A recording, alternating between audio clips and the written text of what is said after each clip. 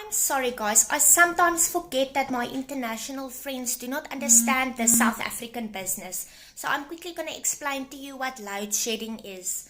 So our South African energy service provider is called Eskom, or as I like to call them, Eskom 'n bietjie baie asseblief. So Eskom, they are very considerate. They have realized that us South Africans are permanently stressed out.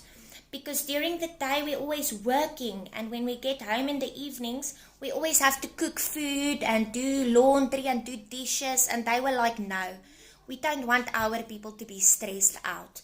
So they decided that they are going to cut off our electricity for a few hours every few hours, just to make sure that we take the time to enjoy the small things like burning a candle and smelling the roses, you know.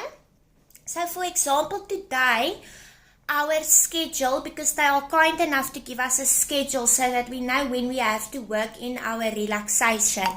So today's schedule is 8 o'clock this morning until about 10:30, and then again 4 p.m. until 7 p.m. and during the night 12 o'clock until 2:30ish. So this way, we don't have a choice. You can't work without your electricity, so now you have to relax. Isn't it sweet? And tonight when we get home, you don't have to make food for the children because there's no electricity. And that way, if you send the children to bed hungry, they appreciate their food more. So it's so nice of them to just teach us gratitude, you know. Anyway, but today the power was supposed to go off at 8 o'clock. 8 o'clock came and went. It didn't go off.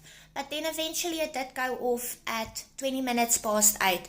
That is just Eskom's way of keeping us on our toes. So guys, that is basically what load shedding is. It's a few hours in the day, a few times a day, where we don't have any electricity. Now, just a disclaimer before anyone takes me too seriously. Eskom does not have enough resources to provide us with electricity, so they cut it off every now and again. Well, 3 times a day at this stage. So, the substations are falling in mekaar.